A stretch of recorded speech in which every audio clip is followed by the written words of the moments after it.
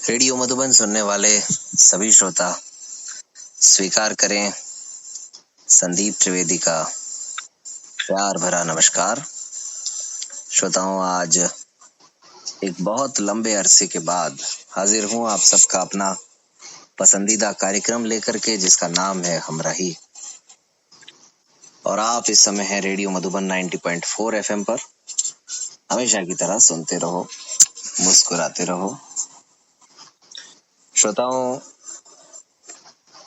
कई बार ऐसी सिचुएशंस आ जाती हैं कि हम चाहते हुए भी कार्यक्रम आप सबके लिए प्रस्तुत नहीं कर पाते हैं, लेकिन यकीन मानिए लगातार ये प्रयास जरूर रहता है कि कार्यक्रम आपके लिए जो भी प्रस्तुत किया जाए वो अच्छा हो, उसमें कोई ना कोई कहानी हो, कुछ नयापन लिए हुए हो। क्योंकि हमराही कार्यक्रम की जो विषय वस्तु है वो ऐसी है जिसमें अक्सर आपको लगता होगा एक ही एक बात है, लेकिन उस एक बात में भी हम कुछ नई बात प्रस्तुत करने का प्रयास हमेशा करते हैं। हमराही कार्यक्रम के अंतर्गत आपको ये बताने का प्रयास किया जाता है कि दिव्यांग लोगों की जिंदगी में विवाह का कार्यक्रम किस प्रकार होता है, उसमें कितनी कठिनाइयां आती हैं, समाज का, परिवार का कितना योगदान होता है। और यही सिलसिला लगभग पिछले 2 वर्षों से चल रहा है। तो आज एक बार फिर शुरू करते हैं हमराही कार्यक्रम। आज के हमारे मेहमान हैं प्रवीण सिंह जी और कुमुद सिंह जी। दोनों ही हमारे बीच में काशी यानी बनारस यानी वाराणसी से जुड़े हुए हैं, और आजकल काशी बहुत चर्चाओं में भी है, आप सब जानते हैं। तो प्रवीण जी और कुमुद जी, आप दोनों का हमारे इस कार्यक्रम में स्वागत है। संदीप सर, बहुत बहुत धन्यवाद और नमस्कार आप सबको, आप सभी श्रोताओं को मैं तहे दिल से नमस्कार करता हूं, प्रणाम करता हूं, हृदय की गहराइयों से इस कार्यक्रम में आप सभी का स्वागत करता हूं। गर्मी का दिन है, बरसात आने वाली है, छुट्टियां चल रही हैं। उम्मीद है कि आप सभी स्वस्थ होंगे और मस्त होंगे, एंजॉय कर रहे होंगे। संदीप सर का मैं विशेष रूप से बहुत बहुत धन्यवाद करूंगा कि जो ये हमराही कार्यक्रम, क्योंकि बहुत मसलों पे काम किसी न किसी एनजीओज या गवर्नमेंट ने किया है, और ये एक ऐसा पहलू है कि जहाँ पे कम से कम गवर्नमेंट तो काम नहीं कर सकती है, क्योंकि ये एक अनोखा कार्यक्रम अपने आप में है हमराही, जहाँ की हमारे दिव्यांग साथी और उनके पार्टनर दोनों लोग आते हैं और अपना अनुभव और ज्ञान बताते हैं, जिससे कि हमारे समाज को और जो हमारे नए साथी हैं जो कि अभी इस प्रोसेस में आने का प्रयास कर रहे हैं या भविष्य में आएंगे, बड़ा लाभ होता है उनको इससे। इसके लिए मैं रेडियो मधुबन और संदीप सर का और मुझे अवसर देने के लिए विशेष रूप से मैं बहुत बहुत धन्यवाद और आभार करता हूं कि मैं भी आज अपने अनुभव और अपनी जो बातें हैं आप सबके साथ शेयर करूंगा और लोगों को मेरे विषय में भी जानने का अवसर मिलेगा। सर धन्यवाद। जी जी, बिल्कुल आपने ठीक कहा प्रवीण जी। कई बार ऐसे उदाहरण हमारे सामने आए हैं कि इस कार्यक्रम को अपने परिवार वालों को सुनवा करके हमारे कई साथियों की बात बन गई है। जी जी, तो यही प्रयास है। और रेडियो मधुबन एक कम्युनिटी रेडियो है, मुख्य धारा के लोग इसको सुनते हैं। और वैसे भी हमारा जो ब्रह्म कुमारी संस्थान है वो 140 देशों में फैला हुआ है, तो आप समझ सकते हैं कि मुख्य धारा के लोगों को सुनाने के लिए, बताने के लिए, समझाने के लिए इससे बढ़िया माध्यम हमारे पास हो नहीं सकता। बिल्कुल सर, बिल्कुल। तो हम आपकी श्रीमती जी कुमुद जी का भी स्वागत करते हैं इस कार्यक्रम में। बोलिए। धन्यवाद सर, आपके इस कार्यक्रम में आपसे बात करके बहुत अच्छा लगा, क्योंकि हमारे समाज में सर सभी और तो तरक्की हुई है और सब कुछ ठीक है, लेकिन जो हमारा ये दिव्यांग पक्ष है इनके विषय में ज्यादा कोई सोचता नहीं है इसके लिए। और पढ़ाई लिखाई तो सर इनकी हो ही जाती है, नौकरी भी इन्हें अच्छे से मिल जाती है अगर ये प्रयास करे, लेकिन सर विवाह जैसी समस्या बहुत दुर्लभ कठिन हो गया है, क्योंकि मेरे भी भैया ब्लाइंड थे जो अब हम लोगों के बीच में नहीं रहे, और इस वजह से लगता है कि भाई ऐसे लोगों की भी जिंदगी स्मूथली चलनी चाहिए। आपके इस कार्यक्रम को सुन के जान के बहुत अच्छा लगा सर। जी जी जी। तो श्रोताओं, मैं आपको ये बताता चलूं कि प्रवीण जी जो है वो दृष्टिबाधित हैं पूर्ण रूप से, और कुमुद जी पूर्ण रूप से दृष्टिवान है। तो प्रवीण भाई, कार्यक्रम आगे बढ़ाएं। आप हमारे सुनने वालों को जरा विस्तार से अपने बारे में बताइए, अपना परिचय दीजिए, आप क्या करते हैं और किस प्रकार आप दृष्टिबाधित हुए, कब से हैं, ये सब थोड़ा सा बताइए प्लीज। बिल्कुल संदीप सर, मैं अपने सुनने वाले सभी साथियों को बताना चाहूंगा कि मैं मूल रूप से रहने वाला गाजीपुर उत्तर प्रदेश का हूँ। गाजीपुर में गांव है बासुचक, मैं वहां का रहने वाला हूँ, और मैं बाय बर्थ जन्म से ही दृष्टिबाधित हूँ पूर्ण रूप से 100%। तो मेरी स्कूली शिक्षा के लिए कोई बहुत मेहनत नहीं करनी पड़ी, क्योंकि घर के लोग काफी वाराणसी में रहते थे, बहुत रिलेटिव थे, तो सबको पता था कि स्कूल होता है इन लोगों का। जब डॉक्टर के यहाँ हम लोग गए बीएचयू में, जब उसने घोषित किया कि आप देख नहीं सकते ये, तो उन्होंने भी बताया कि इनका स्कूल होता है, लोग पढ़ते लिखते हैं, नौकरी चाकरी करते हैं, कोई ऐसी विशेष दिक्कत नहीं है। भाई इनके साथ जो समस्या है उसको लेकर तो भाई घर वालों को समस्या हुई, दुख हुआ। तो उन लोगों ने मेरा एडमिशन श्री हनुमान प्रसाद पोद्दार अंध विद्यालय दुर्गा कुंड वाराणसी में एडमिशन करवा दिया, जो कि ब्रेल क्लास से लेके 12th तक, 12वीं तक का स्कूल था। वर्तमान में वो नहीं है, आज वो बहुत सारे कारणों से वो स्कूल काफी सीमित हो गया, बंद हो गया। अभी कोरोना काल में 8 तक चल रहा है, 9 से 12 बंद हो गया। उसको लेकर काफी कुछ हुआ सोशल मीडिया पे, बाकी जगह पे आप लोग को कुछ, बहुत लोग को जानकारी होगी, बहुत लोग को नहीं होगी। उसके बाद मैंने वहां से ब्रेल से 12वीं तक की शिक्षा हासिल की। उसके बाद काशी हिंदू विश्वविद्यालय बीएचयू में मैंने अपना एडमिशन कराया, और वहां से मैंने ग्रेजुएशन हिंदी ऑनर्स के साथ ग्रेजुएशन पूरा किया। फिर मैंने बीएड किया वहीं से, बीएचयू से ही। फिर मैंने एमए किया बीएचयू से ही, और सौभाग्य मेरा रहा कि मुझे जॉब के लिए बहुत स्ट्रगल नहीं करना पड़ा। मैं एमए फाइनल में ही था, तभी उत्तर प्रदेश सरकार की एक भर्ती आई, जिसमें सीधी भर्ती थी। उत्तर प्रदेश सरकार में राजकीय एलटी ग्रेड टीचर की एक भर्ती होती है राजकीय स्कूलों में, वो मेरिट बेस पे भर्ती होती है, उसमें कोई लिखित एग्जाम नहीं होता था उस समय, अब तो होता है। तो उस मेरिट बेस के एग्जाम में बनारस मंडल में, मंडलवार होता था उस समय, अब तो प्रदेशवार होता है। तो 2 सीटें दृष्टिबाधितों के लिए रिजर्व थी, तो फॉर्म आने के साथ ही मुझे पता था कि मेरा होना ही है इसमें, अगर किसी प्रकार का कोर्ट ना हुआ। कोर्ट में उत्तर प्रदेश राज्य सरकारों में तो खास तौर पे कोर्ट बहुत बड़ी भूमिका में होती है, लेकिन हुआ नहीं सर।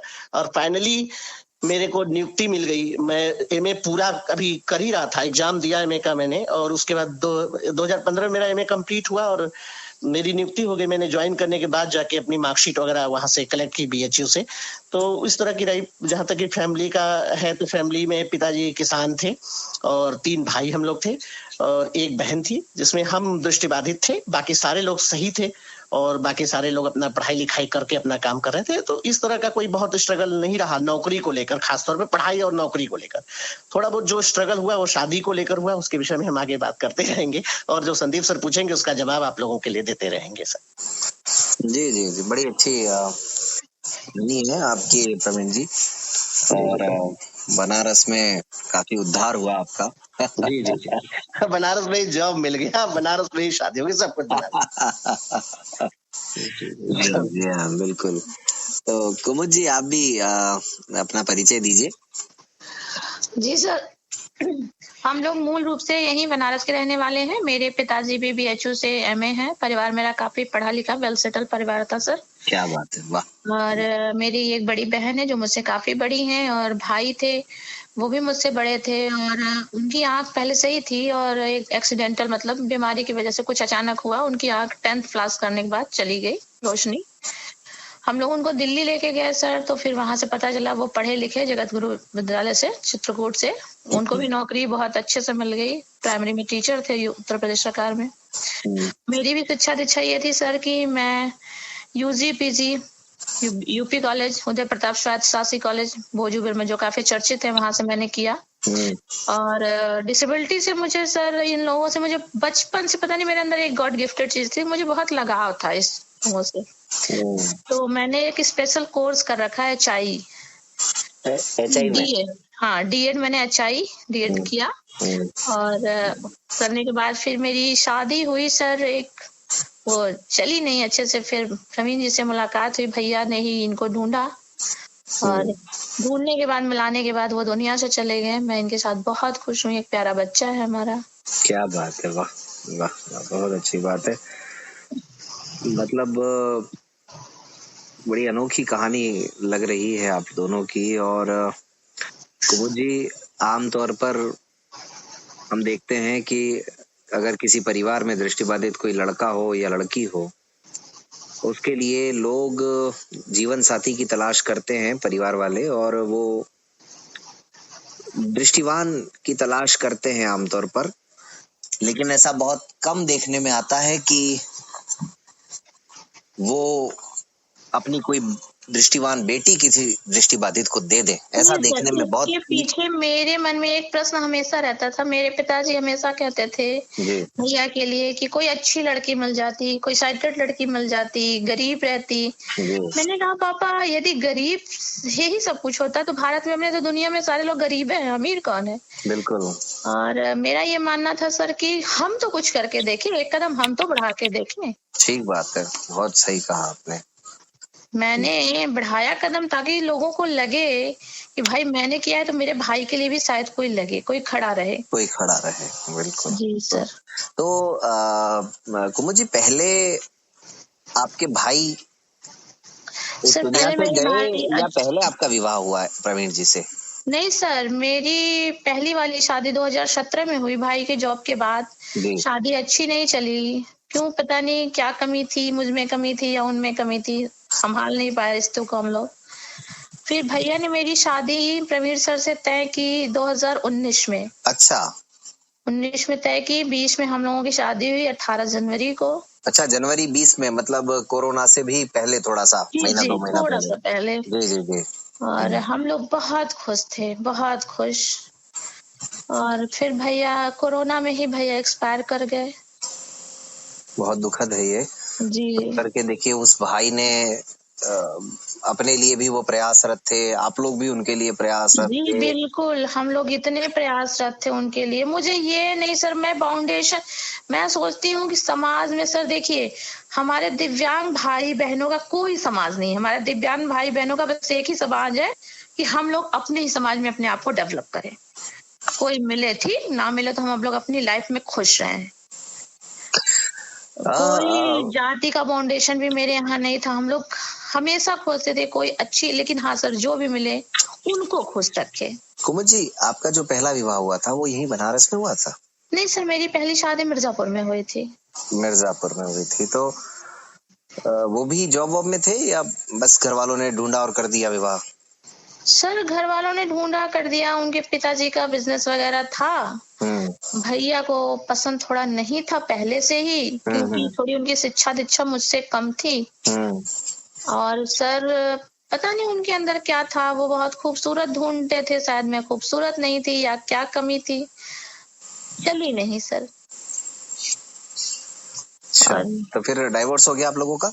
जी, हम चली नहीं, और मतलब बहुत सी प्रताड़नाओं का मुझे सामना करना पड़ा। और इसके साथ मेरा भाई मेरे साथ खड़ा था सर। क्या बात है।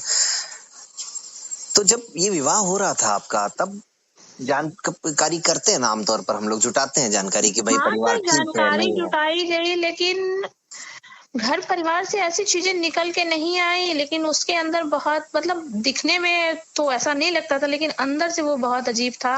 एक मानस की एक पंक्ति थी, अब बताए कि मन मलिन तन सुंदर कैसा, विसरस घरा कनक घट जैसा। वैसे ही वो इंसान थे। बताइए। तो दरअसल संदीप सर क्या है कि हम आपसे बात कर रहे हैं, आप हमसे बात कर रहे हैं, तो जब हम मीठा मीठा बोलेंगे, आप मीठा मीठा बोलेंगे, तो हम दोनों एक दूसरे को वैसे ही जानेंगे। ठीक बात। और अंदर कितना काला, जैसे कहते हैं ना कि किसी शायर ने, किसने शायद मुनव्वर राणा किसी ने कहा कि एक आदमी में होते हैं 10-20 आदमी, है ना सर। तो आदमी का चरित्र तो कोई नहीं समझ सकता है कि आदमी कब क्या होगा, किसके साथ क्या होना। तो बहुत सारी इस तरह से आप देख रहे हैं समाज में घटनाएं तो चली रहती है, चलता ही रहता है, सब चली रहा है। लेकिन हमारे समाज में हम अक्सर ये सुनते हैं, हम तो ये सब कार्यक्रम कर भी रहे हैं पिछले 2 वर्षों से। बिल्कुल। हाँ। कई बार हमने सुना है कि भाई हम रिक्शे वाले से कर देंगे, हम पान वाले से कर देंगे, लेकिन किसी दिव्यांग से नहीं करेंगे विवाह। और बाद में चाहे लड़की परेशान हो, रोए धोए पीटे कुछ भी हो, तो ये समझदारी समाज की अंदर आनी चाहिए। समाज के अंदर ये जागरूकता होनी चाहिए कि आप पढ़ा लिखा इंसान ढूंढें, अच्छा इंसान ढूंढें, लेकिन कम से कम आपकी बेटी कष्ट ना उठाए, ये भी तो सुनिश्चित करें आप। बिल्कुल सर। सबसे बड़ी दिक्कत यह है कि लोगों को ये सोचना चाहिए, खास तौर पे जिसके साथ हो रहा है, बाकी लोग तो अपनी जिम्मेदारी से मुक्त हो जाते हैं, लेकिन आपको ही झेलना पड़ता है लास्ट में। आपको ही झेलना, बिल्कुल ठीक बात जी। और सबसे बड़ी चीज ये है सर कि मेरे जब घर वाले कहते थे कि तुम्हारी नौकरी लग गई है, गरीब लड़की देख के हम लोग शादी साइटेड लड़की से करेंगे, तो मुझे ये समझ में नहीं आता था कि गरीबी, मैं बार बार कहता था गरीबी कोई मुद्दा है ही नहीं, मुद्दा समझदारी है। नहीं मतलब गरीब देख के कर देंगे क्योंकि बस हमको तो सेवा करवानी है, चूल्हा चौका करवाना है हमको तो। बिल्कुल सर, बिल्कुल। मैं कहा अगर गरीबी से शादी होती रहती तो गरीब तो बहुत ज्यादा लोग हैं, हम लोग वेल क्लास सर्विस कर रहे हैं, अच्छी पढ़ाई करी है, अच्छा हम लोग गोल्ड मेडलिस्ट रहे हैं, सब कुछ है, नेट JRF नौकरी कर रहे हैं अच्छी खासी, लेकिन वो मुद्दा है ही नहीं, उससे नहीं होता। गरीबी कोई मुद्दा नहीं है, समझदारी मुद्दा है। समझदार लोग कितने हैं, क्वालिटी एजुकेशन अपने देश में क्या हाल है सर, क्वालिटी। मुझे लगता है कि ये जो समस्याएं हैं समाज में, इसका एकमात्र कारण क्वालिटी एजुकेशन का ना होना है। जी जी, सही कह रहे हैं आप। मैं थोड़ा सा कुछ बातचीत कुमुद जी से यहाँ करना चाहूंगा। बिल्कुल बिल्कुल। कुमुद जी, जब वो विवाह टूट गया जी सर, तो उसी समय निर्णय ले लिया था कि भाई किसी अब दृष्टिबाधित से विवाह करवाएंगे? मैं शादी से पहले ही मेरा ये निर्णय था।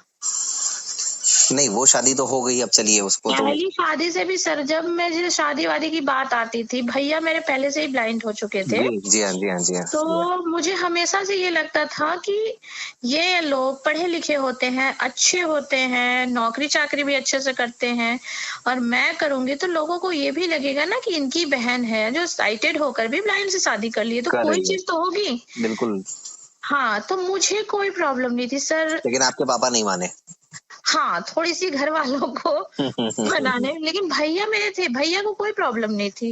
नहीं, भैया को तो नहीं थी, और ये भी बहुत अच्छी बात है, क्योंकि अक्सर हमने ये भी देखा है कई बार कि खुद अगर कोई दृष्टिबाधित व्यक्ति है, वो नहीं चाहेगा कि अपने परिवार में किसी की दृष्टिबाधित से विवाह हो। बिल्कुल, कई बार हमने देखा है ऐसा अक्सर। नहीं सर, और आप लोगों ने भी, प्रवीण जी ने भी देखा होगा ये। जी सर, बिल्कुल देखा, बिल्कुल। तो कुमुद जी, जब वो विवाह, कहानियां भी है, हाँ कहानियां भी, जो वो विवाह टूट गया कुमुद जी, जी सर, तो उसके बाद में फिर ये निर्णय कैसे हुआ कि भाई अब एक दृष्टिबाधित से विवाह करवाया जाए? तो उसके बाद निर्णय ये हुआ कि थोड़ा सा हम परेशान से रहने लगे, तो भैया को भी थोड़ा दुख होने लगता था कि थोड़ी ये गलती हुई, इसके साथ कैजुअलिटी हो गई। उस समय हम डीएड कर रहे थे, तो वो बोला कि तुम पढ़ो अच्छे से, अपना सारा दिमाग फोकस पढ़ाई पे करो, बाकी अभी हम लोग हैं। फिर सबको परेशान देखा तो फिर उन्होंने प्रस्ताव रखा सर। अच्छा, तो हाँ, उन्होंने सबके सामने प्रस्ताव रखा। मैं तो तैयारी थी, मुझे तो कोई प्रॉब्लम शुरू से प्रॉब्लम थी नहीं। जी हाँ, जी हाँ, जी हाँ। हाँ, तो उन्होंने पापा से प्रस्ताव पारित किया कि मतलब आप देख लीजिए, समझ लीजिए। तो फिर मम्मी पापा ने भी कहा कि ठीक है भाई, ढूंढिए। तो इनसे मुलाकात अचानक सीधा ही जो रिश्ता है वो प्रवीण जी का ही मिला या किसी और का भी मिला था? नहीं सर, एक्चुअली थोड़ा सा हम पिताजी हमारे जो हैं तो पढ़े लिखे भाई, एजुकेशन उनके भी अच्छे से है, लेकिन थोड़ा भाई समाज में रहते हैं तो थोड़ा सब लोगों को वो ख्याल ऐसे हो ही जाते हैं सामाजिक। हाँ, तो पापा ने कहा कि ठीक है, हो डिसेबल्ड हो, ब्लाइंड हो, कोई दिक्कत नहीं है, लेकिन अपनी कास्ट का होना चाहिए। अच्छा, जी जी जी जी जी। हाँ, तो इनसे मुलाकात तो सर इत्तेफाक से हो गई। उनके एक दोस्त से, जो इनके भी दोस्त से, उन्हीं के माध्यम से परिचय हुआ इनसे। फिर देखते ही आपको पसंद आ गए? सर मुझे नहीं मालूम था कि भैया मेरे लिए इनको ले आए हैं। अच्छा। तो एक्चुअली उनका कुछ कागज पत्तर होता था, तो दिन भर मुझे पढ़वाते रहते थे, ये देखो वो देखो। तो मुझे फोटो भेजे, बायोडाटा भेजे, सब बोले पढ़ के बता दो तो सब मुझको। तो मैंने सब बता दिया उनको। तो फिर बात हमारी ऐसी कैजुअलिटी, मुझे नहीं मालूम था कि मेरे लिए कुछ ढूंढना जा रहा है। फिर बाद में हमको फोन किए रात को, मुझे तुमको भेजे थे, सब ठीक ठाक था। मैंने कहा हाँ ठीक था, लड़का भी अच्छे से पढ़ा लिखा था भाई, सब कुछ बढ़िया है। तो मैंने कहा कहाँ, किसी और के लिए किसके लिए ढूंढ रहे हो क्या? तो बड़ा परोपकार का काम भी करते थे, खोजते खाते रहते थे, सबकी मदद करते थे। जी। तो कहा नहीं तुम्हारे लिए खोजे हैं, ठीक है तुम्हारे लिए। मैंने कहा ठीक है, आप खोजे तो ठीक ही ना होगा, आप भाई सब कुछ समझदार हो। जी। तो सर मेरे घर में एक चीज बहुत अच्छी है कि पूरे परिवार में पढ़ाई लिखाई का लेवल जो है वो क्वालिटी एजुकेशन वाला है। तो ओपनली हम लोग सब लोग बात करते थे, बहुत अच्छी बात है। भैया मम्मी पापा हम लोग बैठ के, लगता नहीं था कि हम लोग भाई कुछ लोग होते हैं ना माता पिता के सामने कुछ कहने में थोड़ा सा संकोच करते हैं। जी हाँ, संकोच करते हैं, भाई से भी जल्दी नहीं कहते, भाई से भी डरते हैं, जैसे लगता है कोई हुकूमत है। लेकिन ऐसी चीजें नहीं थी उनमें। तो बात करते थे, ले जाते थे, मिलवाते थे सबसे मुझे। आपकी जो बड़ी दीदी हैं उन्होंने भी कोई विरोध नहीं किया? नहीं सर, मेरे परिवार में किसी ने कोई विरोध नहीं किया। सब बहुत खुश रहते हैं सर। सबकी खुशी मायने रखती है थोड़ी, जिस जिंदगी जिसकी है सर वो खुश रहना चाहता है बस। वो ठीक बात है सर। हमने कहा कि बहुत अच्छी शादी हुई, पापा ने पैसा खर्च किया, साइटेड लड़का था, खूबसूरत था, प्रॉपर्टी थी, जब मैं ही खुश नहीं थी तो उसका क्या मतलब? क्या मतलब है? सही बात है। समाज सर एक दिन आपको टोका टिप्पणी करेगा, जिंदगी नहीं चलाएगा। और प्रवीण सर के पास आंखें नहीं है तो क्या मैंने इनसे शादी कर ली तो मेरी आंखें चली गई? ऐसा तो कुछ हुआ नहीं सर। ऐसा तो कुछ हुआ नहीं, बल्कि आप तो आंखें बन गई उनकी। जी सर। ओके, बहुत अच्छी बात है, बहुत बढ़िया। यही चीजें हैं, हम लोग इस कार्यक्रम के माध्यम से कुमुद जी यही समाज तक पहुंचाने की कोशिश करते हैं कि कम से कम एक बार सोचिए तो सही अपने परिवार के बारे में, अपनी बेटी के बारे में, अपने बेटे के बारे में।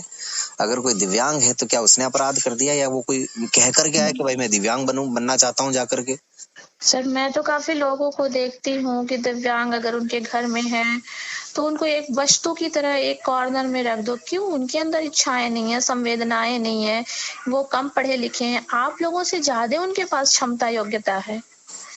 किसी की क्षमताओं को दबाओ नहीं भाई, उनको भी उभरने का मौका तो दो। ठीक बात है। वो हम ही आप जैसे इंसान हैं, हम ही आपसे वो आए हैं। जी। तो प्रवीण भाई। हाँ सर।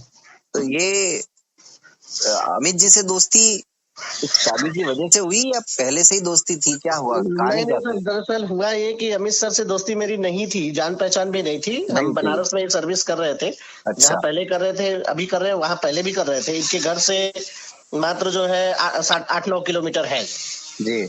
हम रहने वाले तो गाजीपुर के थे, लेकिन पढ़ाई लिखाई सब बनारस हुई थी, तो हमने पोस्टिंग बनारस ही ली थी। तो अमित सर से मेरी जान पहचान बिल्कुल नहीं थी, जबकि हम लोग सेम कास्ट के थे, ब्लाइंड भी थे, सब कुछ था, और काफी दूर दूर के ब्लाइंड लोगों से मेरी जान पहचान थी, लेकिन अमित सर से नहीं थी। दरअसल हुआ है कि एक मेरे मित्र ने फोन किया, बोला कि अमित सर का कोई मित्र इस संदर्भ में खोजबीन कर रहा था, तो कहा कि आपका नंबर एक व्यक्ति है वो मांग रहे हैं, तो मैं क्या करूं? मैं कहा नंबर मांग रहे तो नंबर दे दीजिए आप। अब कहे कि उनके संपर्क में कोई लड़की है, साइटेड लड़की है, आपकी कास्ट की है, शादी के लिए कुछ कंसर्न्स है उनका, तो उनका नंबर दे दीजिए आप, जो होगा वो हमसे कांटेक्ट करेंगे, तो बात होगी जो भी हो। तो अगस्त का महीना था, तो सर अमित सर ने हमसे कांटेक्ट किया। बोला कि भाई आप ऐसी बात है, शादी आपकी नहीं हुई है। हम कहे हाँ नहीं हुई है। 2015 में मेरी जॉब लग गई थी, और उस समय तक धीरे धीरे 2019 में अमित सर से कांटेक्ट हुआ जी। और हम लोग भी शादी को लेकर काफी परेशान तो थे ही जी। तो सर अगस्त में मेरा जॉब भी लगी थी, अगस्त में इनसे मुलाकात भी हुई। तो उसके बाद जो है अमित सर, हमने कहा नहीं सर ऐसा तो नहीं है, अभी शादी उदी की तो कोई बात, अब जानते ही हम लोगों की है तो धीरे धीरे होगी। हम लोग का काम सब धीरे धीरे होता है, बाकी लोगों से थोड़ा, अब तो थोड़ा जल्दी जल्दी भी होने लगा, नहीं बाकी शादी वाला काम तो काफी धीरे धीरे होता है, बहुत धीरे धीरे जी। तो अमित सर ने कहा कि ऐसी बात है, लड़की है बहुत पढ़ी लिखी, बताए तो हमके यार जो बिल्कुल पढ़ा लिखा नहीं है, जिसमें कुछ नहीं है, वो तो शादी करने को तैयार ही नहीं हम लोगों से। इतनी पढ़ी लिखी लड़की हमसे क्यों शादी करेगी? सही बात है। ये तो मतलब चमत्कार की बात है बिल्कुल कि अचानक कुछ नहीं मिल रहा है, अचानक बहुत मिल गया। ज्यादा मिलने लगे तो भी बिल्कुल तो हम कहे, तो वो कहे कि नहीं, तो हम फिर ये भी कहे, हम कहे आप क्यों नहीं कर रहे हैं? अच्छा। हाँ, ये बात भी तो, ये प्रश्न आता है दिमाग में। तो बिल्कुल उन्होंने बताया नहीं कि मेरी बहन है ना, तो सर मैं कहा कि यार आप भी सेम कास्ट के हैं, मैं भी सेम कास्ट का हूँ, आप भी। मैंने कहा आप शादी किए हैं कि नहीं? तो उन्होंने कहा नहीं किए। तो हम कहे फिर आप क्यों नहीं कर रहे हैं? तो कह रहे मैं नहीं कर सकता भाई ना। तो मैं कहा अच्छा, तब हो गया, कुछ भी हो। हम कहे चलिए जो होगा सही होगा। तो हम कहे नहीं, तो मैं तो करना तो है ही है, करना चाहते हैं, इतनी मेहनत करिए, पढ़ाई लिखाई करिए, नौकरी पाई है, क्यों? अगर नहीं करना था तो फिर तो बिना नौकरी का भी चल सकते थे, ऐसा कुछ थोड़े ना था। आजाद भी रहते, अपने मन का घूमते टहलते, किसी के बस में नहीं रहते कि इतनी टाइम ड्यूटी करना है, इतना टाइम वो करना है। सोशल वर्क करते, और कोई काम करते, या कोई बड़ा लक्ष्य बनाते, इससे भी बड़ा लक्ष्य बनाते जी। तो वो कहे कि ठीक है सर, तो हम बताते हैं। फिर वो कुछ देर बाद फोन किए, कहे फोटो बायोडाटा अपना फोटो भेज दीजिए। तो हमने कहा कि ठीक है। बाद में बायोडाटा भी ना मांगे तो हम, कोई एक फोटो मांगता था तो उसको बायोडाटा भी भेजते थे, बायोडाटा मांगता था उसको फोटो भी भेजते थे। दोनों साथ ज्वाइंट, एक पे एक फ्री का भेज देते। हम क्या दोबारा मांगेंगे, क्या फायदा? उससे बढ़िया भेज दो जो अपने पास है। और अपने को तो करना ही था प्रयास तो। जी सर जी प्रयास करना था। मेरा ये था कि चाहे जब भी होगा करेंगे जरूर, प्रयास करते रहेंगे अंतिम समय तक, करना तो है ही। एक चीज चाहते थे कि घर से भी थोड़ा सा सब तरफ मैनेज हो जाए, कि किसी से बगावत ना करनी पड़े। और ये था सर कि ये सोचा था कि बगावत भी कर सकते हैं, लेकिन वो अंतिम विकल्प होगा। बिल्कुल। लेकिन पहला ऑप्शन नहीं होगा। पहला कोशिश करेंगे कि घर वालों के अनुकूल, उनके कास्ट में, क्योंकि हमारे घर वालों को सर कुछ नहीं चाहिए, वो केवल वो कास्ट के लिए मरते थे। बिल्कुल, उनकी कास्ट में हो जाए और साइटेड लड़की रहे, भले वो ना पढ़ी लिखी रहे, कोई दिक्कत नहीं, उससे उनको कोई समस्या जी। उनको बस उनकी दो कंसर्न थे, कास्ट और साइटेड जी। तो मेरी ये कंसर्न नहीं थी। मैं चाहता था कि भाई ऐसा कोई हो जो मुझे समझे, ठीक है। बाकी सर मेरा मानना है कि शादी को लेकर डिसेबल और एबल कोई मुद्दा है नहीं। मेरा मानना है कि जिससे दिल लगे, मिले, जो लगे कि हमारे अनुकूल है, वो सही है बस। बहुत सही कह रहे हैं, बिल्कुल सही। या वो ब्लाइंड है, या फिर वो डिसेबल्ड है, या OH है, या फिर वो नॉर्मल है, या पार्शली है, ये कोई इशू होना ही नहीं चाहिए मेरी समझ से। ठीक बात है। हाँ सर, मुझे लगता है कि तो कुमुद जी से फिर जो है इनसे बातचीत शुरू हुई। उन्होंने फिर मुझे कहा, बताई अपनी बात की इनके साथ ऐसी दुर्घटना हुई है। ये किसने बताई? कुमुद जी ने खुद बताई, अमित जी ने? नहीं, अमित सर ने बताई। अमित सर ने बताया। पिताजी से बात कराया, मतलब कहा कि लीजिए पिताजी से बात कर लीजिए, तो पिताजी ने जो है बताया, ससुर जी ने। तो हमने कहा ठीक है, हम अपने घर वालों को ये सूचना देते हैं। हम तो तुरंत जान गए कि ये कास्ट सेम है, तो अब तो कुछ भी नहीं चाहिए उनको, तो सब हो गया सर। हम तो उसी दिन मान लिए कि हमारा हो गया, अब होना है, कोई दिक्कत नहीं। तो सर हमने घर वालों से बात कही, बताया कि भाई ऐसी ऐसी लड़की है, उनके साथ ऐसी ऐसी दुर्घटना हुई है और वो शादी के लिए कंसल्ट किए हैं। तो कहे कि आप उनको कैसे जानते हैं? हम जानते नहीं, शादी के लिए जानना शुरू हुआ है। और यही बनारस के हैं भाई, हम लोग सब लोग बनारस में रहते हैं, वो लोग भी पास के ही हैं, बगल के ही हैं, तो कोई दिक्कत नहीं है। इनके गांव के एक टीचर भी हमारे साथ थे, मैथ के टीचर हमारे स्कूल में इनके गांव के ही थे। अच्छा जी सर, तो इन लोग का परिवार काफी नामी गामी परिवार था, हम लोग का भी था क्षेत्र में, मतलब अच्छा रेपुटेशन वाला परिवार जी। तो हम तो समझ गए, घर वाले तुरंत कहे हाँ तो कोई दिक्कत ही नहीं है, सही अपने कास्ट की है ना? हम कहे हाँ कास्ट की है। तो कहे कि देखती है ना? हम कहे हाँ देखती है। तो कहे तब कोई दिक्कत ही नहीं, तब क्या? उनका जो था, दो कंसल्ट था उनके सर, उनके बोले तुरंत करो, मतलब हाँ सर, वो तुरंत सहमति दे दिए, आपको जब करनी है कर लीजिए, जैसी हो। तो फिर ये लोग देखा हुआ, तो फिर हम भी थोड़ा समय लेना चाहते थे सर, क्योंकि ब्लाइंड व्यक्ति का क्या होता है कि शादी करना बहुत महत्वपूर्ण नहीं होता है, शादी के बाद कॉम्प्लिकेशन ना आए। ठीक बात है ना सर? थोड़ा देर से हो, देर आए दुरुस्त आए। मैं 4 बार सोच लेना अच्छा रहता है जी सर। तो मैं कहा कि मैं थोड़ा समय लूंगा जो है। तो हम लोग फोन पे बातचीत करना, मिलना जुलना, इस तरह से हमारा प्रोसेस अगस्त से लेके चला जो है कुछ समय तक। फिर जनवरी में हमारी शादी, हम कहे कि यार ऐसा ना हो कि शादी हो जाए फिर बाद में परेशान हो जाए जो है।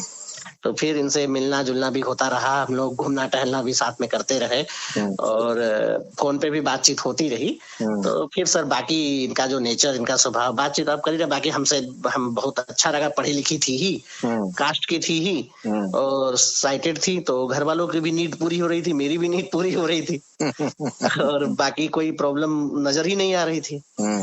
तो सब कुछ सही था सर। फिर पूरी सहमति से, दोनों परिवारों की सहमति से, हम दोनों की सहमति से फर्स्ट क्लास एकदम बढ़िया से सर शादी उदी हो गई हम लोगों की आराम से। और लेकिन दुर्भाग्य रहा कि हमारे मास्टर साहब की शादी के लिए हमने सर आपसे कांटेक्ट किया था जी।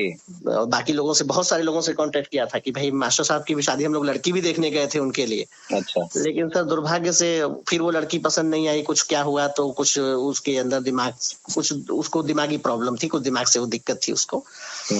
तो फिर उसके बाद फिर अमित सर को ये दुर्घटना हो गई हम लोगों के साथ। तो सर फिर बाद में फिर हमारा बच्चा हुआ दुर्घटना के बाद।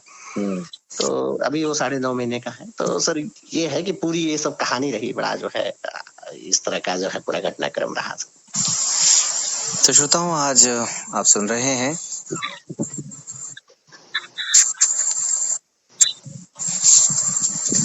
हमराही कार्यक्रम। आज ये कार्यक्रम काफी समय के बाद लेकर के आए हैं आपके लिए रेडियो मधुबन की तरफ से। और आज हमारे मेहमान बनारस उत्तर प्रदेश से प्रवीण सिंह जी और कुमुद सिंह जी जुड़े हुए हैं। उनकी मजेदार बातें, उनकी अनोखी कहानी भी आप लोग सुन ही रहे हैं। प्रवीण जी पूरी तरह से दृष्टिबाधित हैं और कुमुद जी पूरी तरह से दृष्टिवान हैं, लेकिन समाज किसी को एकदम सही सही रहने और जीने कहाँ देता है। ऐसी ही कुछ कहानी हमारे आज के दोनों मेहमानों की भी है। चलिए तो बातचीत का सिलसिला आगे बढ़ाते हैं। तो प्रवीण जी, जब विवाह हुआ तो कुमुद जी भी आपके गाजीपुर वगैरह गए होंगे ना? ये लोग भी तो नहीं सर, हम लोग बनारस में ही रहते थे, पूरे फैमिली हम लोग की बनारस में ही। हम आपके लोग मदर फादर भी यहीं रहते थे? जी जी जी जी जी। अच्छा अच्छा अच्छा अच्छा अच्छा। तो यही हम लोग सब रहे, फिर अपना जो है बाकी तो पूरा सामाजिक रीति रिवाजों से धूमधाम से जैसा होता है सब वैसे ही हुआ। एक प्रश्न जरूर आ रहा है मेरे मन में प्रवीण जी। जी जी सर, बिल्कुल बिल्कुल सर, पूछिए। आपको ये तो मालूम ही था कि इनके साथ ऐसा ऐसा हादसा हो गया है? जी जी जी बिल्कुल बिल्कुल बताया था सर। और जब ऐसा हम सुनते हैं तो कई बार हमारे मन में ये प्रश्न आता है यार कि भाई एक बार गड़बड़ हो गया है तो पता चला कहीं कल को हमारे साथ भी ऐसा कुछ गड़बड़ ना हो जाए। मतलब भले ही इनकी गलती ना रही हो, लेकिन आप तो अनजान थे, आप तो अनजान थे ना कम से कम। जी सर, ये प्रश्न तो आया ही होगा आपके मन में भी। बिल्कुल सर। आपने कैसे खुद को समझाया या फिर कुमुद जी से इस बारे में क्या खुल करके आपने बात करी? मैंने सर जो 2-4-5 महीने लिए जी, अगस्त से लेके जनवरी तक जी, उसमें मैं यही चीज पहले तो देख रहा था, पहली चीज। और दूसरी चीज मैं मानता हूँ सर कि गिरता वही है जो घोड़े की सवारी करता है। बिल्कुल बिल्कुल।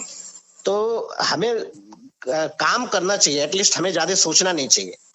और अगर कोई कंसल्ट आता है, हमारी शादी ब्रेक होती है किसी की भी, तो सर दुनिया की ब्रेक होती है तो हमारी ब्रेक हो जाएगी तो कौन सा आफत है।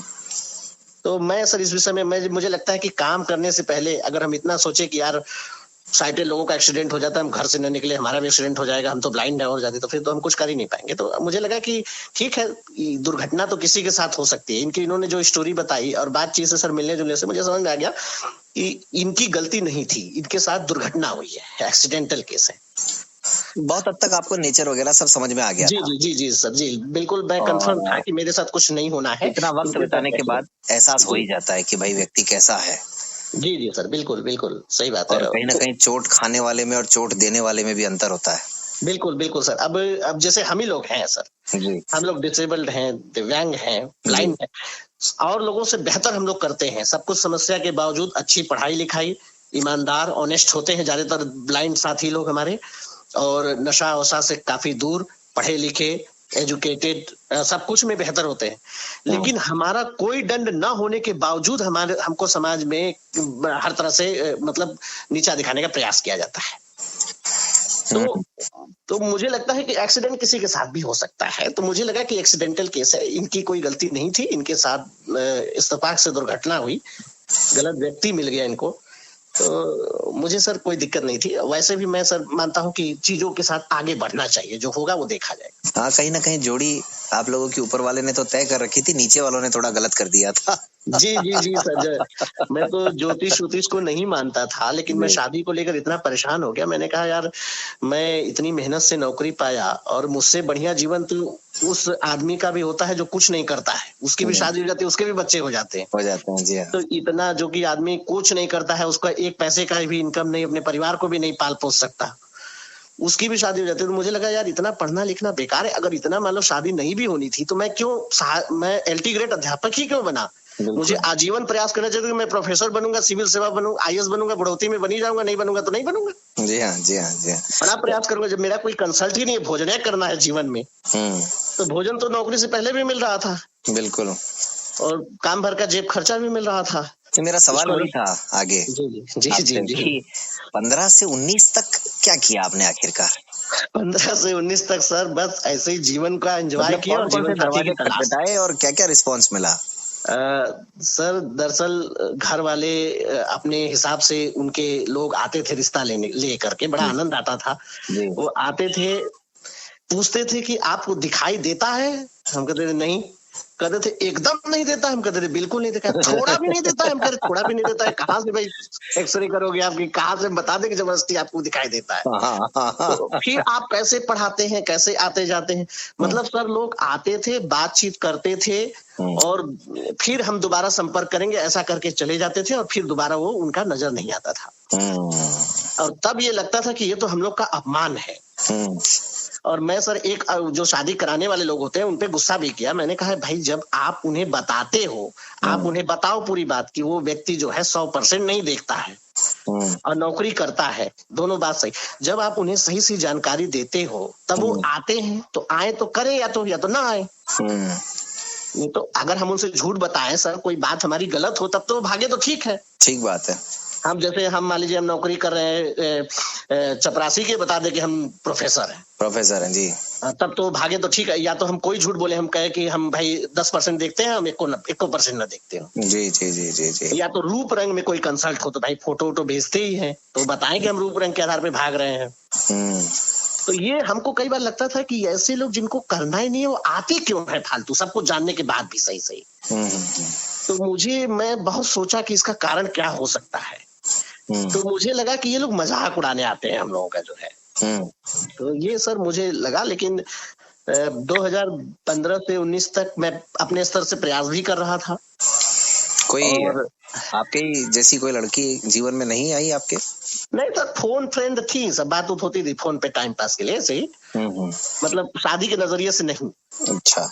बस ऐसे ही क्योंकि खाली रहा करते थे, अब काम धाम को स्थानीय नौकरी चाकरी मिली गई थी, थोड़ा कंपटीशन वगैरह दिया करते थे। लेकिन अब अकेले रहना, हॉस्टल की लाइफ छूटने के बाद अकेले रहना, फिर क्योंकि हॉस्टल में हम लोग काफी घूमते टहलते लोग बहुत सारे रहते हैं, तो थोड़ा बहुत बातचीत फोन से, बस फोन की दोस्ती थी उस तरह से, ऐसे कोई विशेष नहीं थी। शादी को लेकर भाई एक लड़की ने तो मुझसे कहा, तो मैंने कहा कि भाई देखिए उस विषय में सारे निर्णय मेरे घर वाले करेंगे और मैं भी करूंगा, लेकिन मैं अभी इस विषय में आपको कोई आश्वासन नहीं दे सकता हूँ। अच्छा।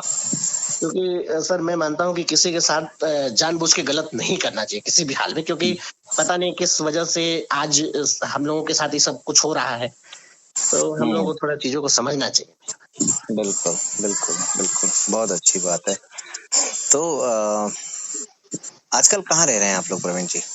आजकल सर हम लोग जब से हमारे मास्टर साहब अमित सर की दुर्घटना हुई, उनकी कोरोना से डेथ हुई, तो क्योंकि वो माता पिता के अकेले लड़के थे और बड़ी वाली दीदी गोंडा में रहती हैं। अच्छा। फैजाबाद गोंडा जो है, नाम सुना है। जी हाँ जी हाँ।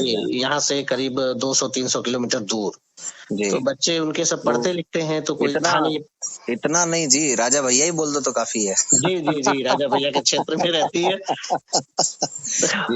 यहाँ पे माता जी पिताजी लोग की तबीयत भी खराब रहती है, और उनका क्योंकि अकेले लड़के थे तो उनको इस बात से काफी जो है उनको हार्ट की परेशानी भी हो गई, उसको बहुत दिक्कत, उनकी बीमारी बहुत ज्यादा हो गई।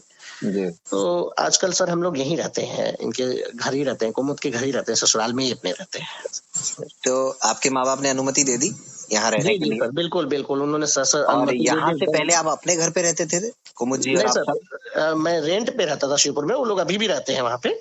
आपके मदर फादर रहते हैं? जी जी जी जी जी। तो उनके साथ रिलेशन कुमुद जी का ठीक था? जी सर, रिलेशन ठीक था, हम लोग अभी भी वहाँ आते जाते हैं। उन्होंने खुद अनुमति दी कि भाई उन लोग को ज्यादा जरूरत है, दिक्कत है, आप लोग वहाँ रहिए आराम से। अच्छी बात है। देखिए आप दृष्टिबाधित हैं, अमित जी भी दृष्टिबाधित थे, और आप उनके माँ बाप का एक तरह से सहारा बन करके आए हैं अमित जी के जाने के बाद में। और ये भावनाएं सबके अंदर होनी चाहिए, ये विश्वास सबके अंदर होना चाहिए, और यही अपनापन सबके अंदर होना चाहिए। जी सर। आप तो तब से आप यहीं पर रह रहे हैं अमित जी के घर पर? जी सर, जी तब से सर मैं यहीं पे रह रहा हूँ, तब से लगातार उन्हीं के साथ यही चल रहा है जो है। अमित जी की आपने बताया कोरोना से मतलब निधन हुआ, और उससे पहले आप लोग उनके लिए भी काफी तलाश कर रहे थे, जी जी जी सर जी। आप लोगों के विवाह में उनका भी बहुत बड़ा रोल रहा, बहुत बड़ा जी जी योगदान रहा। बिल्कुल, पूरा उनका ही रोल रहा सर। उनका ही रोल रहा, वो ही लेकिन सेतु का काम किए जी। उनके लिए भी ढूंढने में बहुत मुश्किल आई आप लोगों को। बहुत बहुत बहुत बहुत मुश्किल आई। उनके लिए नहीं, अभी बहुत सारे ऐसे मित्र हैं सर जिनके लिए हम लोग प्रयास कर रहे हैं, मुश्किलें आ रही हैं लगातार। प्रोफेसर है, कोई कोई एसएससी में है, कोई बैंक में है, बहुत सारे लोग हैं, बहुत मुश्किल है सर।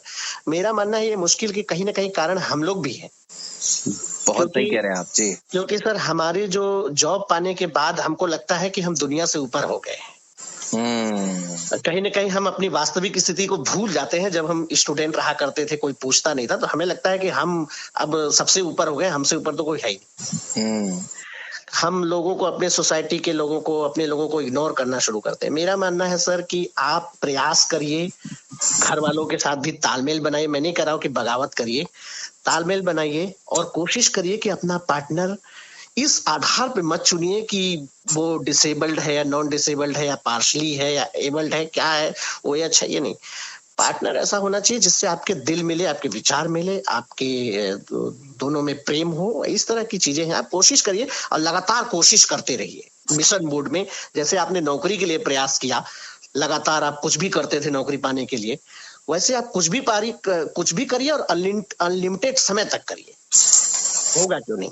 दिक्कत ही यही है ना प्रवीण जी। जी जी सर। कि आजकल नौकरी पाने के लिए इतनी मेहनत करनी ही कहाँ पड़ती है। जी जी जी बिल्कुल सही बात है। उसका तो फार्मूला भी है, इसका कोई फार्मूला ही। यही चक्कर है कि आजकल समाज में मतलब उस तरह की भावनाएं बन रही हैं कि चलिए नौकरी तो इनकी लग गई है, वो जो भी है, लेकिन आज भी समाज अपनी बेटी देने के लिए राजी नहीं होता है, तैयार नहीं होता है, या बेटा देने के लिए तैयार नहीं होता है। लेकिन सर उसका दूसरा पहलू ये भी देखिए कि हमारे समाज में भी लोग, ज्यादातर लोग जो ब्लाइंड लड़के लड़कियां आपस में नहीं जुड़ना चाहते, बहुत लोग जुड़ना चाहते हैं, बहुत लोग नहीं भी जुड़ना चाहते। जो पार्शली है उनको साइटेड चाहिए, जो टोटली है उनको पार्शली या साइटेड चाहिए। जी हाँ जी हाँ, और जो लो विजन है उनको जी जी जी जी। काफी हद तक अगर हम लोग देखें, जैसे हमारी मास्टर साहब थे, उनकी बहन से शादी हुई। अगर जैसे बहुत सारे ब्लाइंड लोगों का होता क्या है कि वो उनकी बहनों की या उनके घर में रिश्तेदारों की खराब शादियां, कई बार आर्थिक स्थिति खराब होने की वजह से हो जाती है।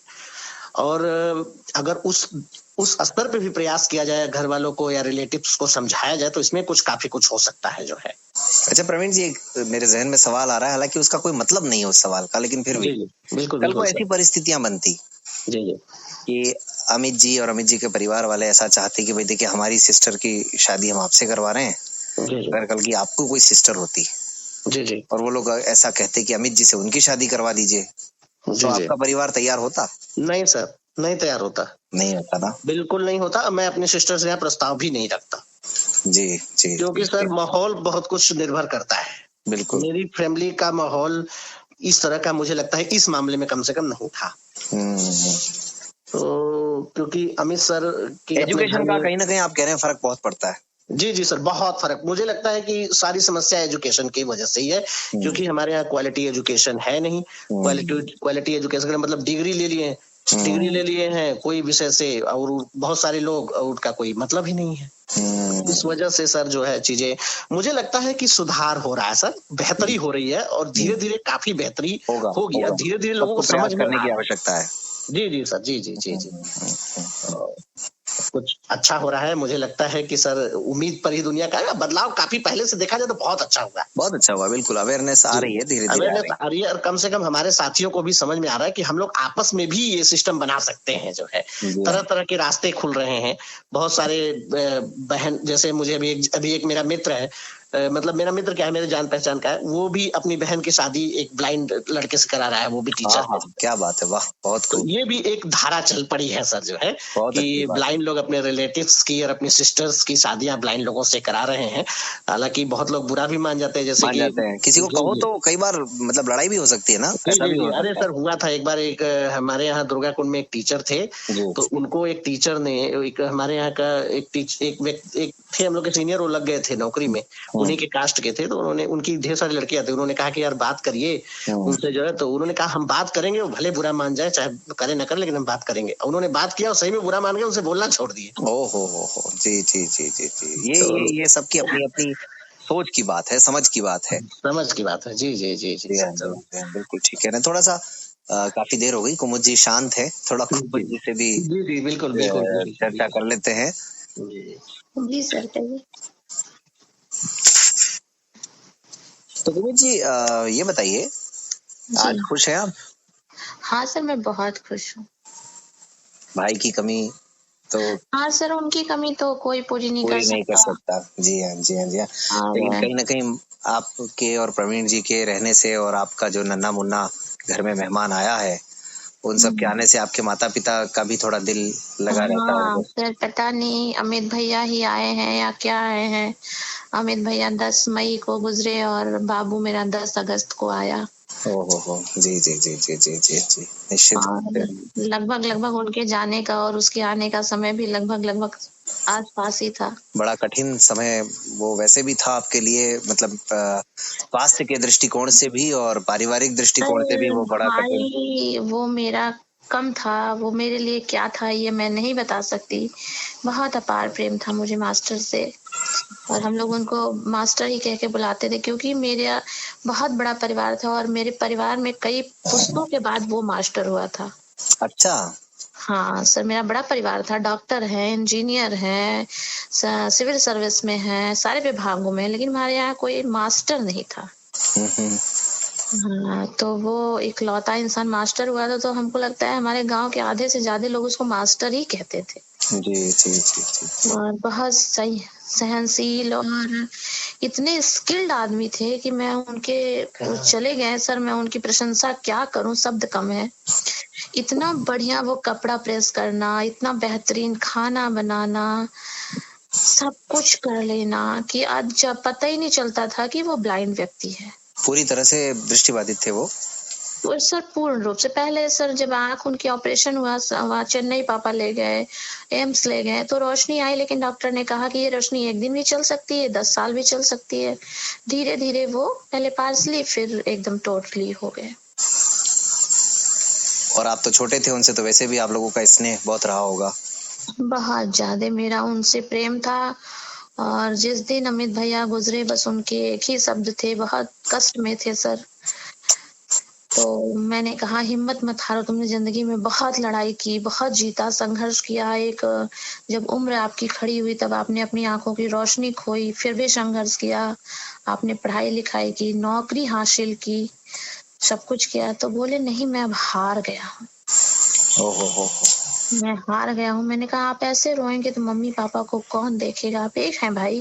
तो कहते थे अब तुम देखना, मैं जा रहा हूँ। अच्छा। बस उनके सर यही अंतिम शब्द थे मेरे उनके। आपकी बातचीत यही हुई अंतिम बार। हाँ सर, मेरे पेट में मेरा बाबू 7 मंथ का था और मैं उनको लेकर के बता नहीं सकती सर। गर्मी का महीना था, कहाँ बीएचयू, कहाँ कपिल चौरा। लोग कहते थे तुम्हें वैक्सीन नहीं लग सकती, अगर कल को तुम्हें कुछ हो जाएगा। मैंने कहा मुझे कुछ नहीं होगा। वही मैंने कहा ना, स्वास्थ्य की दृष्टि से भी बहुत कठिन समय था वो तो आपका। लेकिन सर एक ही मुझे कमी रही कि मैं उनको बचा न सकी सर। लेकिन लगा कि मेरे जैसे बहुतों ने अपना भाई खोया, हाँ, बहुतों ने निश्चित बहुत रूप कुछ से वो दौर ही कुछ ऐसा था, शायद हर घर में ही कोई ना कोई दिक्कत थी। और ये श्रोताओं देखिए, कोरोना की जो विभीषिका जो हम सब ने देखी है, उसको आप समझ सकते हैं आज कुमुद जी की बातों से और इनके परिवार पर जो कुछ बीता है। तो कुमुद जी, जब प्रवीण जी से बातचीत चल रही थी तो आपने कभी कुछ नहीं पूछा कि आप कैसे सारे काम करते हैं, या आपने क्योंकि आपके भाई को देखा था तो ये मान करके चल रहे थे कि सभी आपके भाई की जैसे स्किल्ड हैं? नहीं सर, एक्चुअली मैं तो थी साइटेड और मुझ में कोई ऐसी समस्या नहीं थी, लेकिन मेरे अंदर सर जिज्ञासाएं बहुत थी बचपन से। जी हाँ। वो ब्रेल पढ़ते थे, मैं उनके साथ ब्रेल भी पढ़ती थी, मैं सीखना चाहती थी। और मैंने लखनऊ शकुंतला मिश्रा से मैंने बीएड बीआई में भरा था। फिर मैंने वहाँ छोड़ दिया, नहीं गई। फिर मैंने एचआई में मिर्जापुर से एडमिशन लिया। मैं चित्रकूट भी गई थी और मेरे भैया के 2 मित्र थे मेरे गांव साइड के ही, तो उनकी भी अचानक एक्सपायर कर गए। उनकी लड़की अब पढ़ने लिखने में अच्छी है, जॉब में हो गई है। और एक उनके मित्र हैं, वो आर्थो हैं, उनकी शादी एक अच्छी खासी लड़की से हुई है। उनकी बहन की शादी एक ब्लाइंड से हुई है सर। उन्होंने अपनी बहन की शादी ब्लाइंड से की। वो भी प्राइमरी में टीचर हैं इस समय, वो भी मित्र थे भैया के। तो मैं काफी लोगों से मिली थी, तो मुझे लगता था कि जैसे आम जनता में सर सब लोग एक जैसे नहीं होते। कोई बहुत स्किल्ड होता है, कोई थोड़ा कम होता है, कोई नाम मात्र का होता है। तो मैं जानती थी कि इन लोगों में भी कोई बहुत स्पेशल होता है, कोई कुछ भी नहीं करता। तो सर मैं भी, एक बार आदमी धोखा खा जाता है तो लाइफ को बहुत अच्छे से, पहले तो विश्वास नहीं होता किसी पे। फिर आदमी सोचता है भाई जांच लो परख लो। फिर मैं इनसे जब पहली बार मिली तो फिर मैं इनसे मिली, फिर मैंने इनको समझा, देखा, जाना। तो मुझे लगता था ये ज्यादा स्किल्ड तो नहीं है, लेकिन हाँ पढ़े लिखे।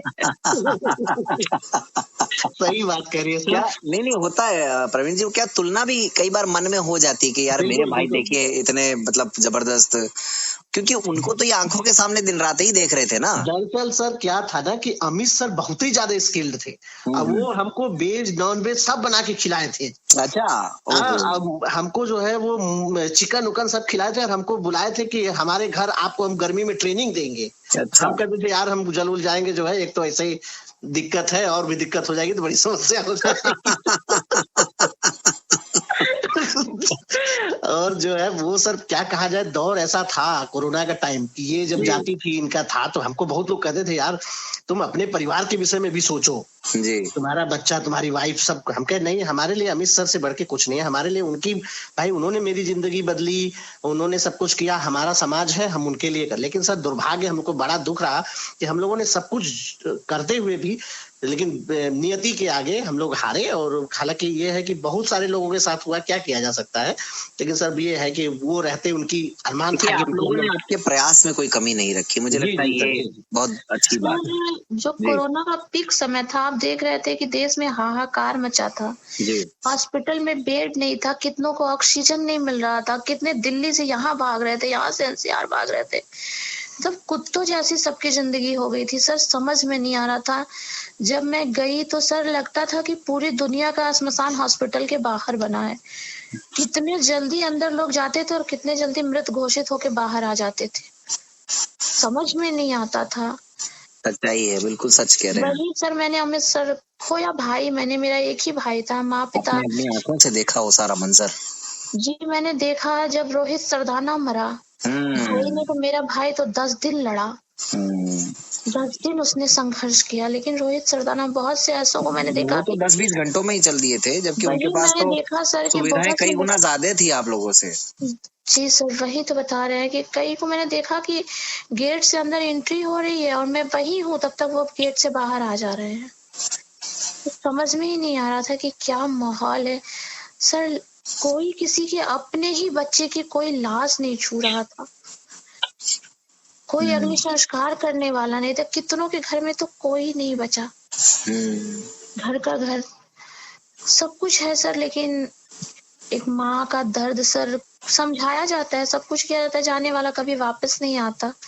लेकिन किसी के कष्ट को क्या कम किया जाए, वही एक कमी मेरी जिंदगी में रह गई। मैं मास्टर के लिए सब कुछ की, बस उनको बचा न सकी, यही तो इसीलिए आप ये देख रहे थे कि भाई प्रवीण जी उतने काबिल, मतलब उतने स्किल्ड आपको नहीं लग रहे। मैं प्रवीण जी को नहीं, मैंने काफी लोगों को देखा। तो सर कुछ ब्लाइंड लोग ऐसे होते हैं ना कि थोड़ा सा आराम रहना चाहते हैं, मतलब जैसे काम वाम नहीं। और अमित भैया के अंदर ये था कि वो बैठना नहीं चाहते थे। वो 4 बजे उठ जाते थे सर, अर्ली मॉर्निंग, अपने सारे कार्यों को करते हुए अपना योग ध्यान करना, डिस्कस करना, रेडियो पे पहले से बहुत अच्छे अच्छे कार्यक्रम खोजना, सुनना, मोबाइल में जो चीज नहीं आती थी उसको एक जिज्ञासा थी उनके अंदर कि मैं सीखूं, मैं किसी से पीछे ना रहूं। कोई भी काम जैसे उससे कह लीजिए ना, सब लोग कहते थे लाइट बिजली इलेक्ट्रिक का काम, वो कहता था मैं कर लूंगा। मैंने कहा तुम्हें चोट लग जाएगी, जल जाओगे या कुछ हो जाएगा, करंट लग जाएगा। अब वो मुझे डांट देते थे, मैंने कहा चलो कर लो भाई। वो सब कुछ कर लेते थे सर, मतलब उनके लिए कोई इम्पॉसिबल चीज थी ही नहीं। अरे सर, मैं उनके लिए कहता था कि बढ़िया है यार, अब भाभी जाएंगे तो अब बड़ा मतलब फायदे में रहेंगी जो है। खाना पीना आप ही बना देंगे, उन्हें कुछ करना धंधा नहीं उन्हें कुछ पड़ेगा। करना ही नहीं पड़ेगा। जी जी। वो सही है। सोचता था ना मैं बैठू ना कोई बैठे, सब काम करते रहे। और सर अपनी नौकरी के प्रति ये लोगों को देखते हैं, मैं देखती हूँ कुछ लोगों को कि नौकरी मिल गई है, अच्छा है चलो लह जाए, जो भी छुट्टी वट्टी लह जाए। सर वो अपनी हेड से भी पहले स्कूल में ही रहते थे सर, आने जाने में थोड़ी समस्या हो जाती थी तो पिताजी उनके साथ रहते थे, मम्मी हम यहीं रहते थे। जब शादी हो गई तो कुछ दिनों के लिए मम्मी थोड़ी अकेली हो गई, लेकिन हम बनारस में थे, आधे घंटे का रास्ता था मेरा यहाँ से, हम लोग हर हफ्ते आना जाना लगा रहता था। पापा उनके साथ हमेशा रहे। उनकी ज्वाइनिंग गोंडा में थी। तो सर वो अपनी ड्यूटी के पीछे काफी वफादार थे, और बच्चों को पढ़ाना लिखाना मतलब जितना उनसे हो सकता था उससे ज्यादा कहते थे हमको मौका मिला है हम कर दें। बहुत ही मतलब भयानक वो खैर समय था, और आप लोगों ने वो सब देखा है, झेला है। आज आपके पिताजी वगैरह कुछ हद तक उबर पाए उस हादसे से, या अभी भी? नहीं सर, उबर तो नहीं पाए। पापा का स्वास्थ्य दिन प्रतिदिन गिरता जा रहा है। मम्मी को पापा के सामने नहीं रोती, थोड़ा पापा की तबीयत को देख के, लेकिन उनका एक ही लड़का था और बड़ी मिन्नतों के बाद वो पैदा हुए थे। दीदी से काफी छोटे थे, हम तीनों भाई बहनों में थोड़ी गैप ज्यादा है। तो फिर उनका चला जाना सर बहुत बहुत कष्ट दे गया। तो अब माँ बाप आपके प्रवीण जी से भी बात करते हैं, उतना ही व्यवहार रखते हैं? हाँ सर, हाँ पापा तो पहले से ही, पापा तो बैठना उठना, मम्मी भी वो अपना रखती हैं सब कुछ, लेकिन मम्मी पापा पहले से बहुत चुप से हो गए। ठीक बात है। तो प्रवीण जी, अब पूरी तरह से आपने अमित जी की जिम्मेदारियों को संभाल लिया है, या कहीं लगता है कि यार मैं शायद पूरी तरह से वो सब काम नहीं कर पा रहा हूँ?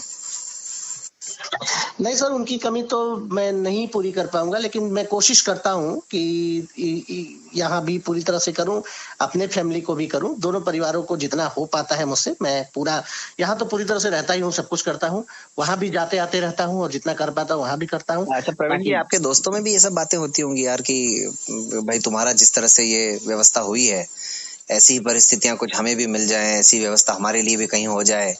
जी सर, बहुत बात होती है। बहुत सारे लोग हैं जो कि रोजगार में है, नौकरी में है, गवर्नमेंट जॉब में है, लेकिन शादी को लेकर बेहद परेशान है, उम्र भागती जा रही है। एक तो ब्लाइंड व्यक्ति के साथ, पुराने जो ब्लाइंड है उनके साथ दिक्कत है, अभी तो नए ब्लाइंड के साथ तो ठीक है कि एज पहले से ज्यादा हो जाती है, पढ़ते लिखते नौकरी पाते पाते जो है, क्योंकि लेट से पढ़ाई शुरू होती है। तो ये सब दिक्कत तो हो ही रही है। काफी लोग हैं जो कि शादी के लिए बेहद परेशान है, लेकिन वही है कि शर्तें हैं, उनकी शर्त, उनके घर वालों की शर्त, उसको लेकर के जो है उनकी बातें अटकी हुई है। मेरा मानना है सर कि ब्लाइंड व्यक्ति को अपने आप को जितना हो सके स्किल्ड बनाना चाहिए। मैं भी हालांकि कम स्किल्ड हूँ, लेकिन मैं मानता हूँ सर की कोशिश करना चाहिए, और जितना हो सके सुविधा संपन्न जो है अपने आप को बनाना चाहिए, जितना हो सके कि आधुनिक सारी सुख सुविधाएं जो है, ताकि किसी व्यक्ति को लगे कि कम से कम जो ये है। बात बिल्कुल सही कह रहे हैं आप। जी तो कभी कुमुद जी से कुछ थोड़ी बहुत नोकझोंक कुछ होती है कि नहीं, सब शांति से ही चल रहा है सारा काम? नहीं सर, डिस्कशन को लेकर नोकझोंक होती है। मेरा विचार इनका विचार जो है कई मामलों में नहीं मिलता है, जो दुनियादारी का विचार होता है, राजनीतिक विचार होता है, और बाकी ऐसे पर्सनल संबंधों में तो कोई बहुत ज्यादा नहीं इधर उधर होता है। थोड़ा बहुत तो हो ही जाता है, पर थोड़ा बहुत तो सर खट्टा मीठा भी जरूरी है। ये बात बहुत मीठा भी होता है तो वो भी ठीक नहीं होता है, थोड़ा बहुत तो होना ही चाहिए। तो कई बार तो नहीं कुछ होता है तो अच्छा नहीं लगता है, तो लगता है कि यार कुछ तो थोड़ा बहुत होना चाहिए जो है। तो ये है सर कि बाकी दुनियादारी को लेकर इनके विचार अलग रहते हैं, मेरे विचार अलग रहते हैं। ये आदर्शवादी विचारधारा को मानती है, मैं यथार्थवादी विचारधारा को मानता हूँ।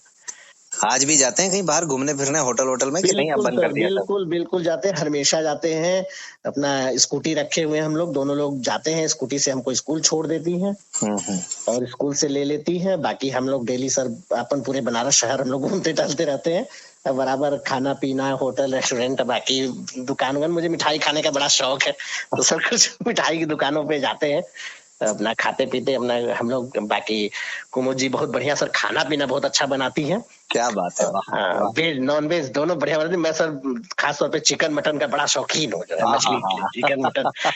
तो ये सब सर मुझे खाना बहुत पसंद है। मैं जो है ये खूब बनाती है, मैं खाता हूँ। और सर थोड़ी सी ये है कि इस वजह से शरीर भी जो है फैलती जा रही है। आराम तलब आदमी हूँ सर, थोड़ा सा मैं जो है, जैसे ये कह रही थी, मुझे ही कह रही थी, बाकी ब्लाइंड भी होते हैं, थोड़ा आराम तलब आदमी है सर, थोड़ा ये जो सब बातें आपको अपने ऊपर भी लागू करनी पड़ेंगी भाई साहब। नहीं सर ये सही है, वो कह रही थी जो सही कहते, मैं थोड़ा आराम तलब आदमी हूँ, ज्यादा जो है मेहनत करने में बिल्वा। बालक का क्या नाम रखे हैं प्रवीण जी? बालक का सर नाम रखे मानस। ये रखिए, कुमुद जी रखिए मानस। बहुत बढ़िया, बहुत खूब, बहुत खूब। जी जी सर, बहुत जो है चंचल है, वो आने से उसके और भी कम से कम मेरे लिए बड़ा अच्छा हो कि मेरा व्यायाम थोड़ा हो जाता है जो है। नहीं तो खा खा के मोटे होते जा रहे थे सर, बड़ा जो है परेशानी थी, लेकिन कम से कम परेशान करता है उसको लेकर उठने बैठने घुमाने टहलाने में थोड़ा व्यायाम मेरा हो जाता है, तो इससे थोड़ा सा जो है सही रहता है सर जो है। बहुत खूब। तो प्रवीण जी, बात करते करते समय पूरा हो गया, पता ही नहीं चला हमको। तो जी सर, बड़ा जो है आनंद आया मुझे भी सर, बड़ा आनंद आया मुझे। ये कम से कम अपने समाज के लिए सर, कई बार आदमी काम करना चाहता है, उसको अच्छा प्लेटफॉर्म नहीं मिलता, उसको समझ में नहीं आता है कैसे काम किया जाए। इंडिविजुअली तो सारे लोग कुछ न कुछ करते ही हैं। मेरा मानना है कि हम समाज के लिए, समाज ने हमको बहुत कुछ दिया है, और हमें समाज के लिए निरंतर जो भी हम जब अपने कार्यों से निवृत्त हो गए कि हमारा कम से कम जॉब हो गया, शादी विवाह हो गया, बच्चे हो गए, तो हमें समाज के लिए या भी जब भी हम कर सकते हैं हमें करने का प्रयास करना चाहिए। क्योंकि हम सभी लोग अगर कुछ न कुछ कंट्रीब्यूट करें तो मुझे लगता है समाज का बहुत भला हो जाएगा। और बहुत चीजों को, क्योंकि हम लोग पढ़े लिखे लोग होते हैं और शिक्षा हमारे दिमाग को खोलती है, और मुझे लगता है कि सर काफी बदलाव हो रहा है और सब कुछ धीरे धीरे समस्याएं सॉल्व। अब तो हमें पहले जोड़ियां कम देखने को मिलती थी, अब तो काफी लोग हैं। जैसे सर आपके हमराही कार्यक्रम के लिए मेरे पास और भी बहुत सारे लोग हैं, मैं चाहूंगा कि वो लोग आएंगे। निश्चित रूप से यहाँ सबका स्वागत है प्रवीण जी। जी सर, तो मैं चाहूंगा चलते चलते हमारे सुनने वालों को आप क्या संदेश देना चाहेंगे? सर मैं सभी सुनने वालों को ये संदेश देना चाहूंगा कि अपने काम को एक मिशन मानिए, मिशन के रूप में अपने काम को लीजिए। मिशन जैसे हम जो है जब कोई काम करते थे जो हमारे लिए बहुत आवश्यक होता था या आज भी होता है, तो हम उसके लिए जितना भी समय देना है हम देते थे, और जो भी करना है वो करते थे। उस चीज को लेकर अपने मिशन को, अपने लक्ष्य को मान के रखिए, और पूरा शिद्दत से अगर प्रयास करेंगे तो जरूर आप कामयाब होंगे। आपको कोई नहीं रोक सकता है। जैसे कहते हैं ना कि कोशिश करने वालों की हार नहीं होती, तो अगर आपने सच्चे मन से कोशिश करी है तो आप जरूर आप कामयाब होंगे। अगर नहीं कामयाब हो रहे तो इसका मतलब कहीं ना कहीं कोशिश में कमी है। थोड़ा सा सोशल रहिए, लोगों से संपर्क बना के रखिए, अपने आप को रिजर्व मत रखिए, तो आप कामयाब होंगे। और समाज के लिए कुछ करिए, अपने लिए कुछ करिए, परिवार के लिए करिए, एक्टिव लाइफ जीने का प्रयास करिए। और कर्म हमेशा जो है, अपने कर्म पे विश्वास करिए, काम पे विश्वास करिए, अपने आप को स्किल्ड बनाइए, अपने चीजों को जितना हो सके खोजिए कि हम कहाँ, हमारा आखिर काम क्यों नहीं हो रहा है, कहाँ हमको, और निरंतर लाइफ में प्रयोग करते रहिए। मुझे लगता है कि प्रयोग करते रहिए कि ये काम करके देखिए इसका क्या रिजल्ट आता है, ऐसे नहीं हो रहा तो फिर दूसरा क्या काम करें, हम कैसे करें, कि मतलब कुछ सोचते रहिए कि हम कैसे चीजों को बदल सकते हैं, कुछ ना कुछ करने का प्रयास करिए, कुछ ना कुछ तो रिजल्ट आएगा ही। जी जी बिल्कुल, आप जरूर कामयाब होंगे, सब लोग होते हैं, आप भी होंगे। देर हो सकता है लेकिन अगर आपने परिश्रम की है तो आपको सफलता मिलनी ही मिलनी है, कोई रोक नहीं सकता। खुश रहिए, मस्त रहिए, टेंशन बिल्कुल मत लीजिए, क्योंकि टेंशन किसी समस्या का समाधान नहीं है। दूसरी बात मैं सर अंतिम में यही कहूंगा कि जीवन के विषय में, जीवन में क्या है कि भाई बहुत सारा लोगों के साथ क्या क्या हो रहा है, तो आप टेंशन मत लीजिए, जीवन का कुछ नहीं है। दुख के बाद सुख आता है, सुबह के बाद, रात के बाद सुबह होती है, तो ये सब समय है, बदलता रहता है, मौसम की तरफ जीवन है। कोई टेंशन नहीं लीजिए, खुश रहिए, मस्त रहिए, और समस्याओं से निजात पाने का प्रयास करते रहिए, बस। बहुत खूब कुमुद जी, हम चाहेंगे कि आप भी अंत में, आपने तो दृष्टिवान को भी देखा है, दृष्टिबाधित को भी देखा है, और आप बहुत अच्छे से ये बता सकती हैं समाज को कि क्या सही है और क्या गलत है। जी, मैं समाज सब भाई बहनों से यही कहना चाहूंगी आपके कार्यक्रम के माध्यम से कि जिंदगी आपको जीनी है।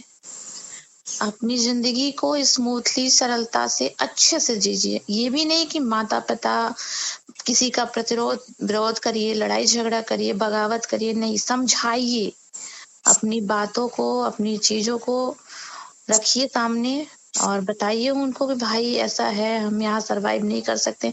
क्योंकि सर देखिए, ये नहीं है कि गरीब माता पिता के बच्चे हैं तो वो गरीबी की वजह से कर रहे हैं, या बहुत पढ़े लिखे हैं तो वो इसलिए कर रहे हैं। नहीं, आप कहाँ एडजस्ट कर सकते हैं, कहाँ रह सकते हैं, किसके साथ खुश रह सकते हैं। जिंदगी में 4 दिन की जिंदगी है, जिंदगी में कुछ लेके नहीं जाना है, सब कुछ यहाँ छोड़ के जाना है, तो खुश रहिए, खुशी से। शादी सर खुशी के लिए की जाती है, आनंद के लिए की जाती है, लाइफ का कचड़ा बनाने के लिए नहीं की जाती। क्या बात है, बहुत खूब। तो और 1-2 पंक्ति है सर कि जी जी, जरूर जरूर। स्लोगन है कि कुछ करो ऐसा कि दुनिया करना चाहे आपके जैसा। मैं यही कहूंगी हर सुनने वालों से कि मैंने शादी की है प्रवीण जी से, मैं बहुत खुश हूँ। एक बार प्रयोग करके देखिए अगर मौका मिले तो। क्या बात है, वाह, बहुत खूब। एक बार प्रयोग करिए अगर मौका मिले तो। प्रवीण जी, कुमुद जी, आप दोनों का बहुत बहुत धन्यवाद हमें समय देने के लिए, हमारा ही कार्यक्रम का हिस्सा बनने के लिए। संदीप सर, आपको बहुत बहुत धन्यवाद सर। मौका दिया अपनी बात रखने का। आपको एक एक्स्ट्रा धन्यवाद इसलिए कि आप जैसे लोग हमारे समाज और इन भाई बहनों के लिए इतना अच्छा कार्यक्रम चलाते हैं कि हर कोई इसे सुने, इसे मोटिवेट हो, कुछ प्रेरणाएं उनको मिले, कुछ आगे जिंदगी में कुछ और करना चाहे। जी, तो श्रोताओं, ये रहा आज का हमारा ही कार्यक्रम। उम्मीद है आप सबको पसंद आया होगा। अगर पसंद आया हो तो अपनी प्रतिक्रियाएं दीजिएगा 9414151415 पर। ईमेल भी कर सकते हैं info@radiomadhuban.in पर। रेडियो मधुबन 90.4 FM हमेशा सुनते रहो, मुस्कुराते रहो। एंड्रॉइड प्ले स्टोर से आप इसका ऐप भी इंस्टॉल कर सकते हैं। और सबसे महत्वपूर्ण बात, अगर आप दिव्यांग हैं, आप विवाहित हैं, केवल इतनी ही योग्यता काफी है इस कार्यक्रम में आने के लिए। कोई भी दिव्यांग साथी कहीं से भी इस हमरा ही कार्यक्रम का हिस्सा बन सकते हैं और अपनी कहानी सबको सुना सकते हैं। तो इंतजार रहेगा आपकी कहानी का।